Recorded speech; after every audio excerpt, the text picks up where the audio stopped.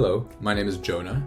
I'm a Termly product manager, and today I'm going to show you how we can manage and invite users into our Termly account.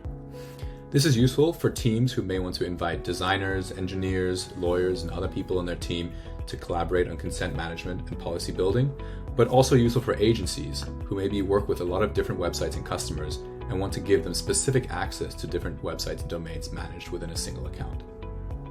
To set up user management, simply go to your user account page.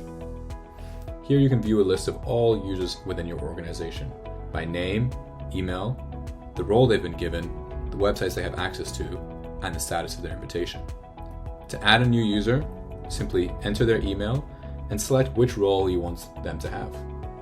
An admin user will be able to modify the subscriptions on your account, change account details, manage billing information, and access all domains that are managed within your Termly account. Editors, on the other hand, can be given access to very specific domains and will not be able to see any subscription account or billing information at all within your account.